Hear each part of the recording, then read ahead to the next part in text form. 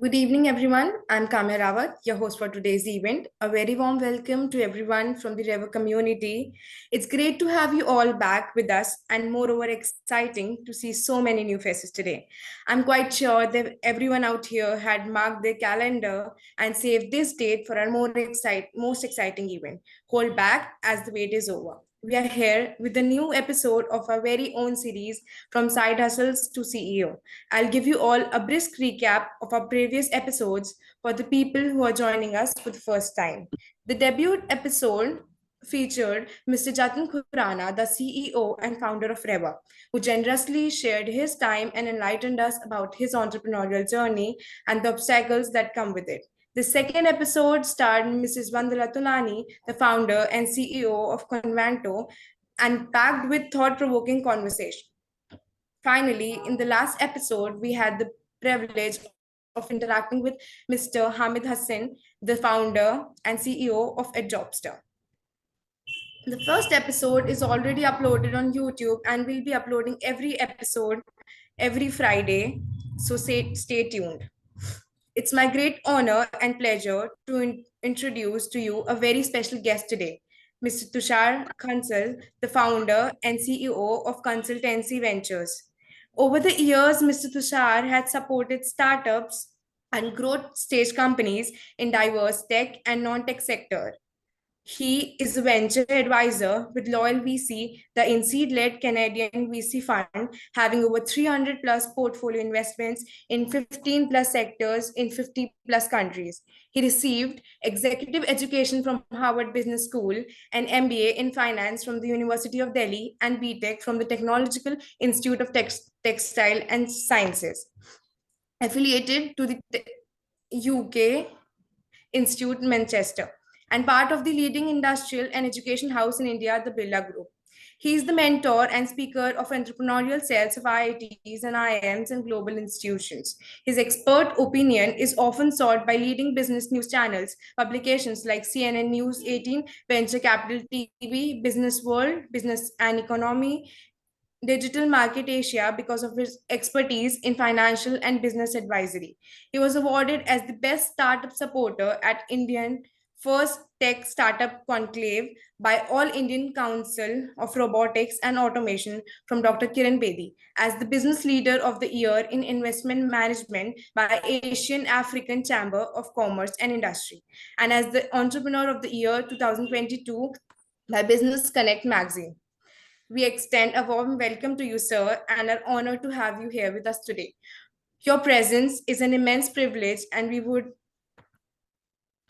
have honored to have you here with us today. Your presence, we would be very grateful if you could share your journey and insights with us. We are very sure that your inception will be here and inspiration to many. Over to you, sir.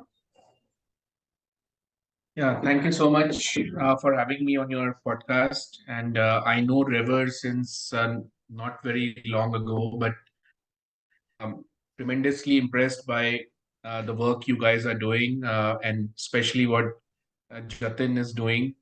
And my congratulations to the whole team as well. Thank you for having me on your podcast today. Thank you, sir.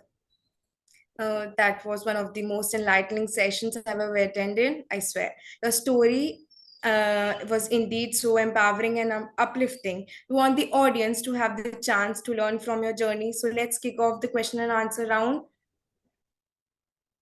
With that said, please feel free to post your questions in the chat box and we'll address them one at a time.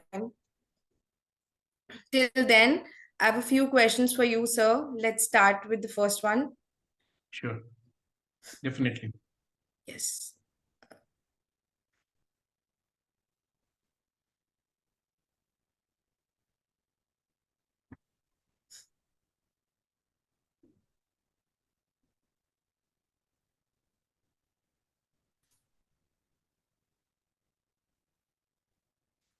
Tell us something about your background, sir.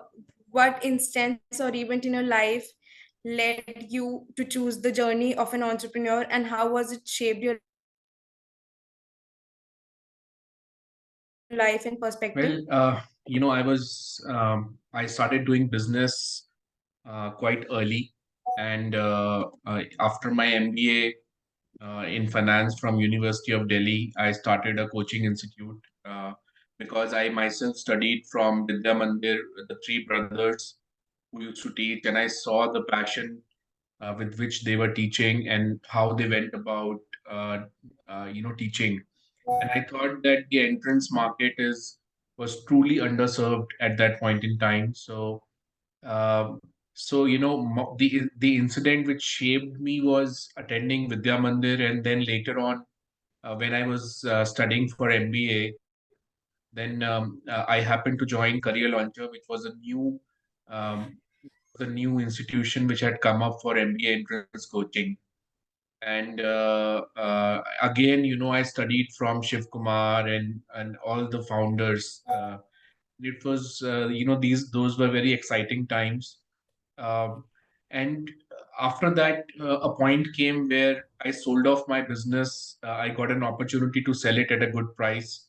So I got my first exit in my life fairly early in 2006.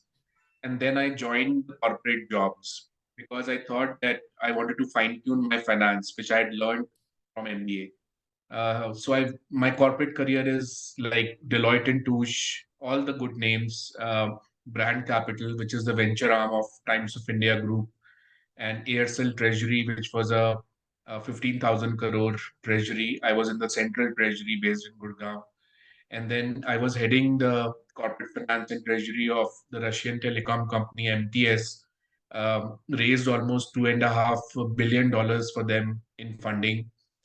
Then I was again fortunate to have worked as a CFO of a 1,500 crore company, Distribution Logistics, which was owned by Guggenheim Partners, the $200 billion American private equity fund. So when I did these jobs, um, I saw that, doing the job is like, you have to align yourself with the company's mission and vision. But there is a lot which goes in between, a lot of meetings which don't make any sense, a lot of work you do, you know that it is not making any sense, but end of the day you are spending time on it because you have to be in the good books of your boss. And I have been a original thinker, and that made me think that I'm wasting a lot of time. I'm not demeaning those people who do jobs, but the only job which will satisfy you is one which you do as an entrepreneur, in which you take responsibility, you understand what the company is doing, and you try to align your department and your work in line with the company's work. And believe me, 90% of the people who do a job never really understand what the company is doing. They just know only what their department is doing. And if you ask them anything about the market and how the company is doing, they don't have any sense about it. So that's what made me choose entrepreneurship. I wanted um, to align myself with a larger vision. And entrepreneurship is not a destination; it's a journey. And I have had failed businesses under my uh, under my work, and that has taught me the value of entrepreneurship in the right way.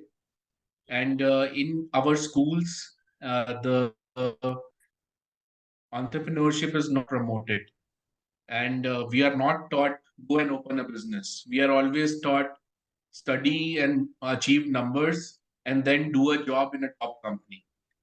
And so entrepreneurship is not encouraged. So when I did entrepreneurship, I really learned what it means, and the kind of uh, the passion it generates for me.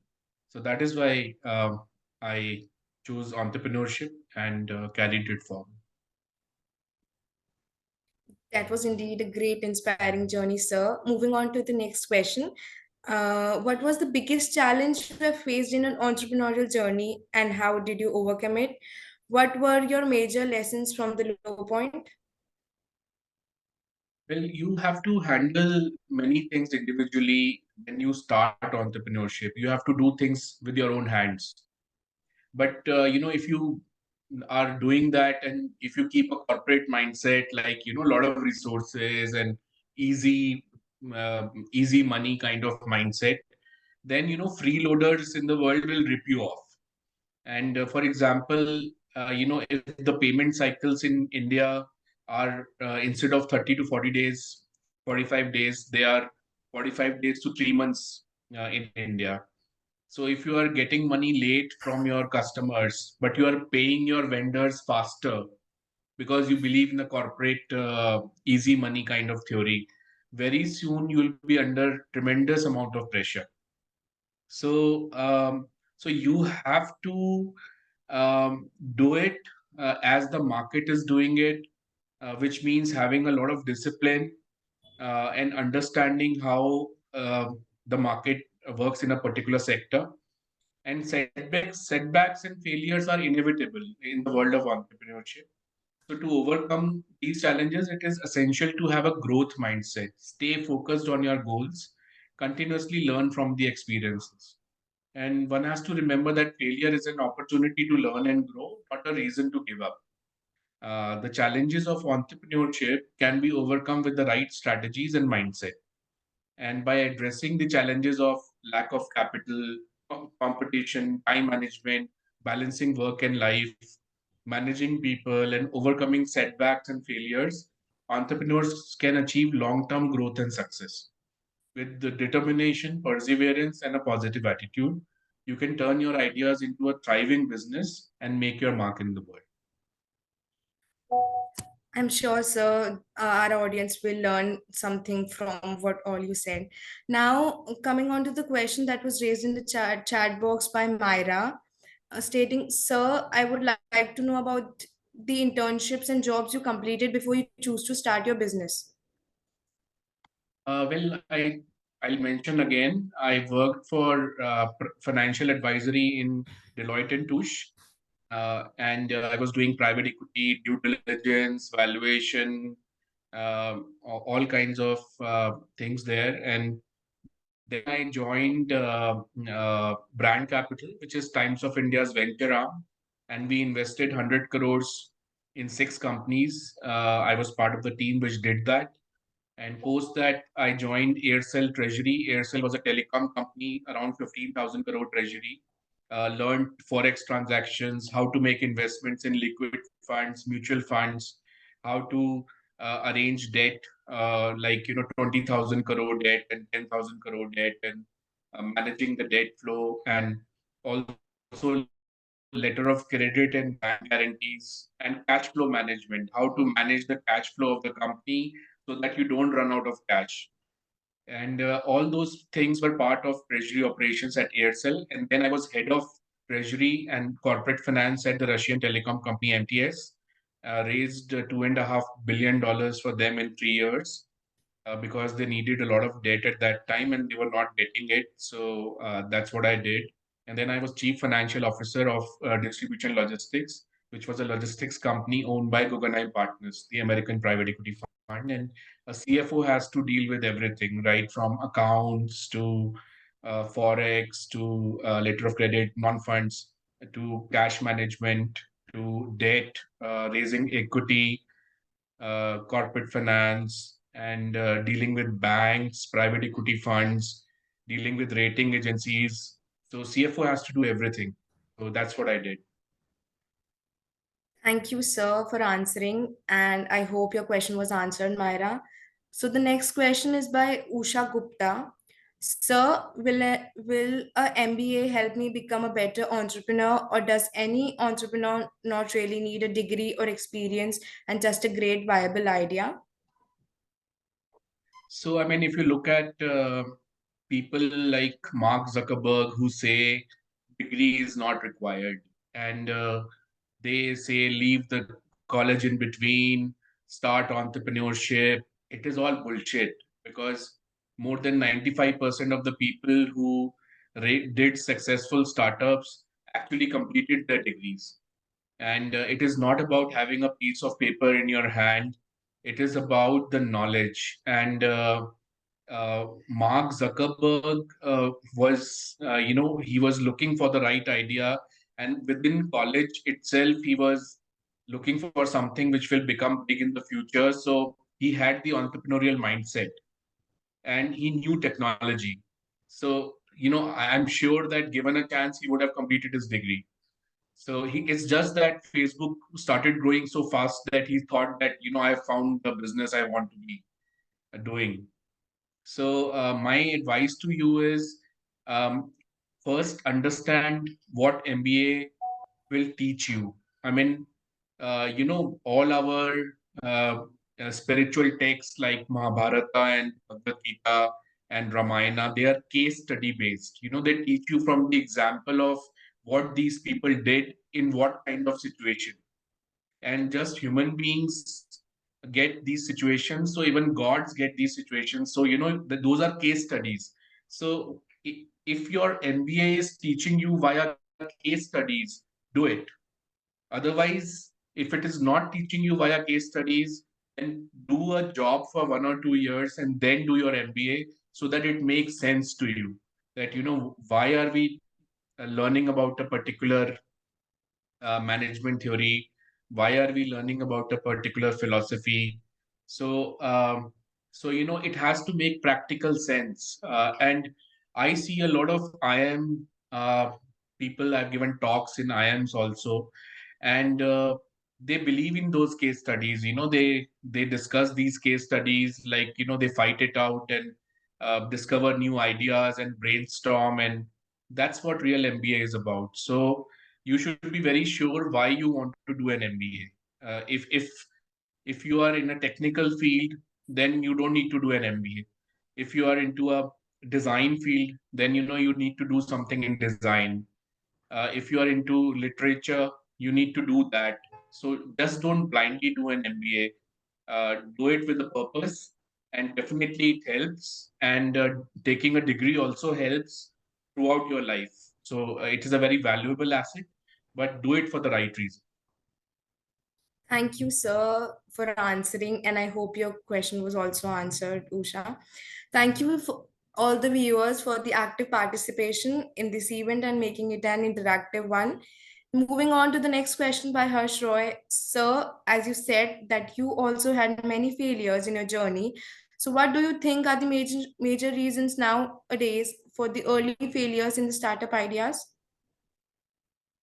Because see, you have to validate the idea.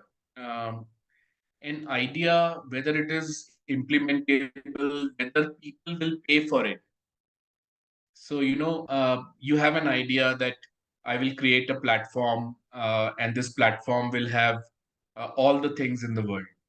So, first of all, whether people will like to come to a new platform believing that they will get everything, and as soon as they find out that the platform is not performing on all the areas, they will immediately leave it.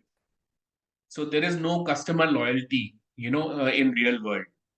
So this is an example which I am giving you, that that you need to be very sure as to why you are creating a particular business.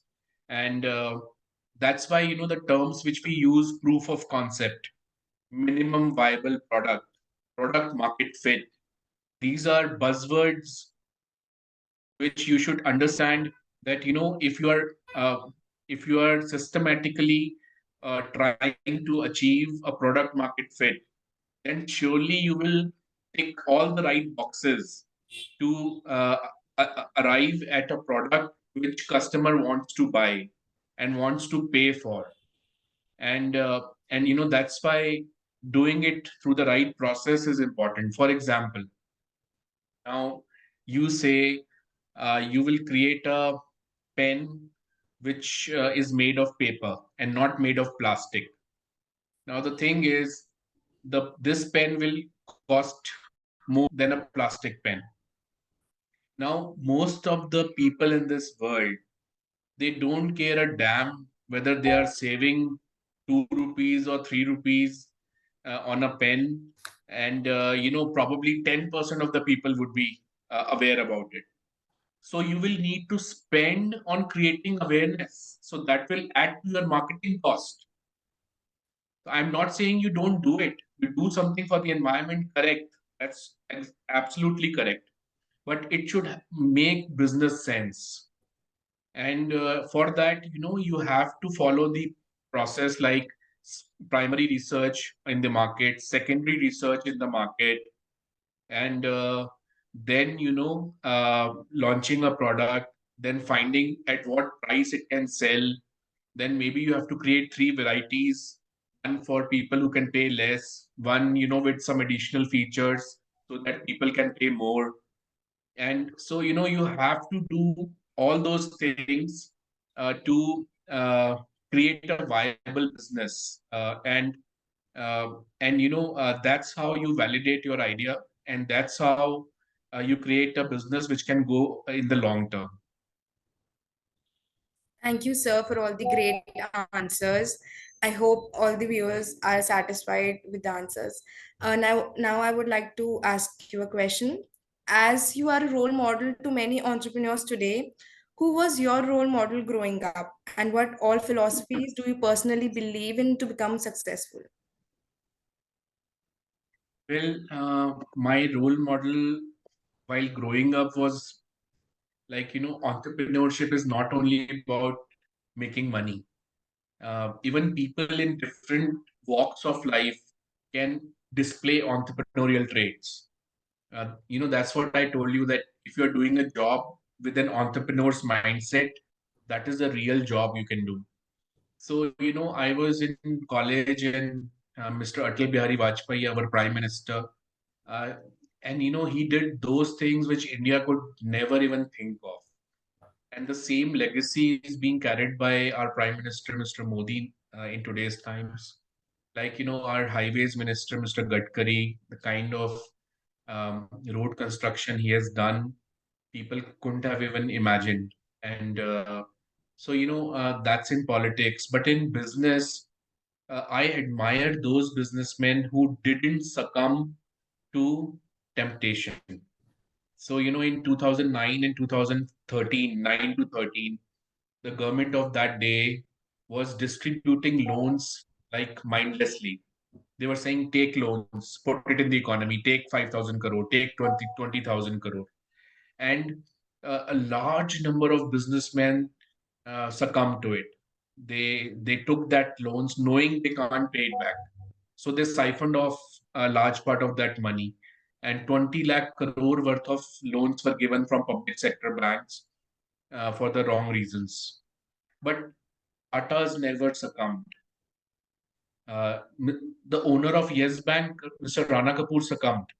The chairman of ICICI, Chanda Kochar, succumbed.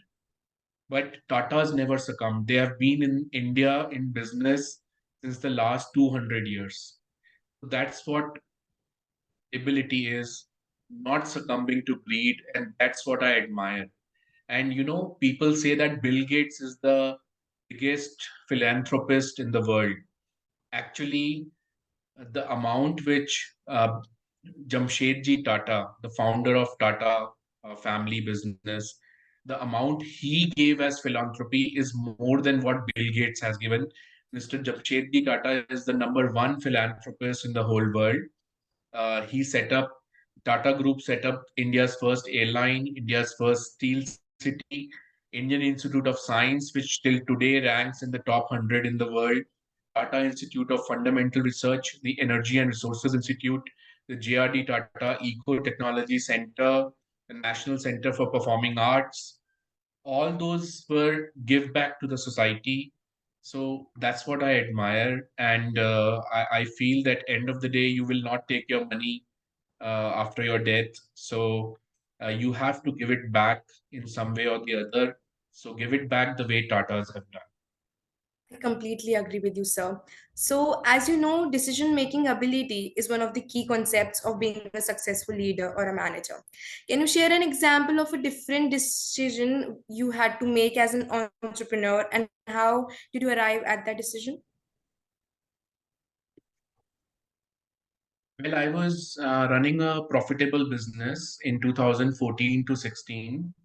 and it was very difficult for me to leave that and start a finance business, because that business was, I was doing marketing there, which is not my calling. My calling is finance. So I left that and I started Consultancy Ventures, and I had a great passion for venture capital. And other times in my business, for example, there have been people in my company who were very dependent on their designations to do the work they did. And I always believe in young blood. So I took a lot of youngsters who had really good ideas. Sometimes I have to let go of people, and those were difficult decisions. And also to spend, I have spent extraordinary amount of time mentoring and training traditional businessmen to adopt to new ways of learning the startup phenomena. And it's a mindset change which is required, which takes a lot of effort. It requires you to really go deep and understand the other person's frame of mind, and it saps your energy a lot. It's not easy, kind of a thankless job also, because a lot of people will not really understand why you are doing something, and in their benefit. And one of the things which was difficult for me in terms of making a decision was to delegate work and not go after perfection, that I am the perfect guy, I do the perfect way, so I do it myself. So no, you have to delegate. And those are some of the difficult decisions. That was indeed very helpful, sir. Thank you.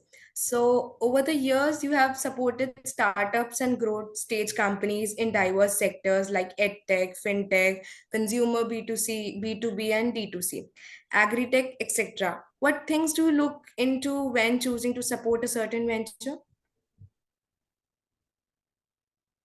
Well, um, there are uh, basically people feel it's a science to actually make an investment, but you have to follow your heart, and understand some things, some basic things like founders' background, and what technology they are bringing to the table. How humble are the founders?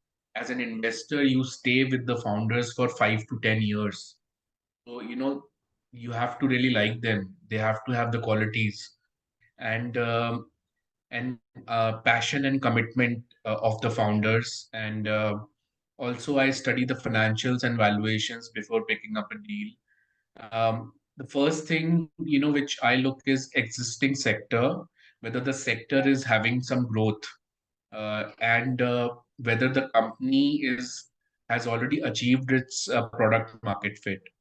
The second thing is the team, and if the team is together for a reason and not only together in the short term, because team click in the long term. And whether the team is serious about incorporating features which can make the business go viral, like technology. If the team believes in technology, then only they will be serious about deploying it and spending on it. And the third thing is how much amount they're asking for, and how it will be used, and what will that investment achieve. So these broadly these things, but of course we also look at the market size, because we don't want to be the invested in a company which is number one in the market, but the market size is very small. So the valuations will never come. So of course we look at other things like market size, and also the founder market fit, the capability of the founders to understand a particular sector, and how execution can be done in that sector. That was really an informative answer, sir. So, how would you define your personality trait? Like, what all skills or personality traits should the entrepreneurs of today possess in order to make it big in this competitive world? Well, first of all, you should be very clear why you want to do entrepreneurship. It's You can have a simple life, right? I mean, you can take a government job, uh, you can take a private job, or you can emigrate to a very cool and simple kind of country like Canada or Australia, where life is very simple, very less population, and stable salaries, and a lot of free time. People work 3 to 4 days a week. After 4 o'clock, people don't work in the evening. But entrepreneurship, if you are taking, you have to be pretty serious about it. And my personality trait was that I have kind of an eagle eye to select the right opportunities, and I'm a straightforward person, and little bit humble, little bit too humble rather, and down to earth. So, but I have a good sense of humor, so I build relationships, and that's what keeps me going. And in terms of my knowledge, I have really taken pains to keep myself updated, be it finance or the spaces in which I work in. And entrepreneurs of today, they need motivation to constantly push their skills to stay relevant in a dynamic market. And to build motivation, you can start by looking at things at the micro level, and set and achieve small goals to build a ladder towards the larger ones. Maintain morale and confidence throughout your journey. Celebrate your small wins and keep a positive mindset. And optimism facilitates creativity. When coupled with motivation, it enables to develop new concepts and ideas. So use every opportunity or failure to analyze your shortcomings and take conscious measures to avoid them in the future. Entrepreneurs are dreamers with a plan of action. Keep your end goals in mind to stay motivated. And you have to do the hard skills also, which is like constantly studying the market, and know what products or services they want to offer, what's their target audience, what's the profile of a typical customer who will buy their products or services, and clearly identify the category of your products and services, and be very clear about how they will be beneficial to your customers, and talking to clients, using their feedback to make changes and adjust your position as and when required. So these are the soft and the hard skills which are entrepreneurs of today should possess. That was, I totally agree, and that was really helpful, sir. So, a question from a viewer, Laksh Gupta. Your stories are inspiring, sir. Could you please tell us the average working hours in life of an entrepreneur and tips to stay committed to cause in face of adversity? Uh, I'm sorry, you are asking for how to stay grounded in terms of adversity. Yes. So first of all, don't take life for granted. Don't feel that just because your mother treated you so nicely, your father made sure that you always have money for your studies and for your friends, and your sister always helped you out, in challenging situations. Don't assume that life will be the same. uh, you know, uh, we are living in times where population is more, especially in India. Jobs are less, businesses are competitive, uh, and the factors which affect businesses are, although they have become better, but still, these are very challenging times. Markets move suddenly. Suddenly, COVID comes. 60% of the businesses close down. uh, you know, uh, Imagine someone who had put money in Silicon Valley Bank, and suddenly he get to know the bank has gone down, and all your money is in that bank. So, it took 5 days for the US government to ensure the deposits of those people. Imagine if they hadn't done so. So if you are not grounded, I'll really advise you something. It might seem to you like very old age kind of advice, form, realize your spiritual side. All of us are, born with certain spiritual side, which is that we are innately want to be happy. We innately want others to be happy. We want to be joyful. We want mental peace. We love the sound of the rain. We love the sound of the sand during a rain, right? So, all those things are in all of us, but we have to realize it. And if we start realizing our true self, we form a spiritual dimension to ourselves, and not only running in life to earn more money, buy more things, and then buy a bigger house, then buy a bigger car, and then, neglecting your health, neglecting your peace of mind, neglecting the joys of life, like used to sing in college, used to dance in college, used to play sports in college. Suddenly you feel, no, they are not my priority because I have to earn money. So, always keep that side of you alive, because it becomes dead in no time. And we start identifying with the thing we do, the job we do, the business we do, and stop identifying as a person. What gives us joy? Uh, Smiling with your friends, spending a good time with your friends, and so, all those things you keep alive. So your stability will always be there, whether life is up or down. You will have your spiritual side alive in you, and you will there is a god dimension, which our religious or spiritual leaders, they try and teach us that, there is a god dimension in us. Buddha used to say he's not a god. Buddha used to say we are all capable of becoming godlike. That is the highest sense of consciousness, where we feel bliss and happiness.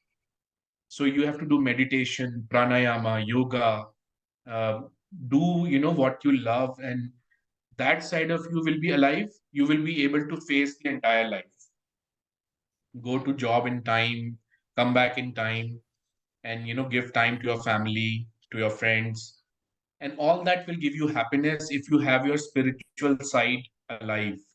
But for that you have to believe in it. You don't have to say, "Ye pata nahi, this is jhad fook and this is some crazy stuff and God is not there. Nobody has seen God." And you have to believe, not be religious, but be spiritual, and that will bring out the humanity in you and attract the right kind of people, and you will be able to deal with life happily. That was such an inspiring answer, sir. I hope your question was answered, Laksh. So, I really wanted to ask you, what does success mean to you? Or how do you measure success? Is success the most important aspect that an entrepreneur should aim for? Well, success to me is doing what you love and being authentic while doing it, not artificial. We all require meaning in our life, and I believe you are successful when you have found that purpose and commit your life to it. Some people say, "Why was Earth born in this dark universe where there are fires and a lot of space, empty space? Why was Earth born?" And then people have all kind of theories, and some, and why was humanity born? And then, so the reality is, frankly, there is no purpose for Earth to be there, no purpose for humanity to be there. So the if something makes you happy and you do it at an excellence level over a period of time, that is your calling, and that is your purpose. And there is no larger purpose, and you have to form your own purpose. And some of the way that you can measure success is like, discover your core values, ask yourself key question, outline a strategy, manage your calendar, prioritize the importance of tasks, and track digital trails. Utilize peer reviews, your peers. Keep regularly scheduled performance evaluations with your manager so that you are not loosening up. And send feedback form to clients so that you know where you are not going right. And taking risks is most important. And one of the most important features of entrepreneurship is that the whole business is run and managed by one person. So there is no one to share the risks with. Not taking any risk can stagnate a business, and excessive impulsive risk taking can cause losses. So, uh, follow all these traits, this definition of success, and you will do very well. That was such a great answer, sir. Thank you for all your questions today. It's time to bring this session to a close. It was a pleasure speaking with you, sir, and I hope everyone had a great learning experience. As we come to an end, I would really like to ask you to fill out all the feedback forms shared in the chat so that we can improve for the next time. We would really like to express our gratitude to everyone who joined us and made this session a success. This marks the end of the event and our series from side hustles to CEO. But we assure you that we'll be back with more exciting events. Till then, stay connected with us through our WhatsApp community to receive updates on future events. Stay tuned for our upcoming YouTube videos by following us on LinkedIn, Instagram, and YouTube. And we have just shared a link of Sir's LinkedIn profile on our chat box. Do follow him for further informatives. I would really like to thank you all for this session. Thank you and goodbye. Thank you so much. I would love to be added and be in your network on LinkedIn. This is my LinkedIn profile. So if you all can send me a ad request, I'll be happy to add. Thank you so much for your time, and thank you, Kamya, and thank you, Team River, for this podcast today. Thank you, sir. Thank you so much. Good day.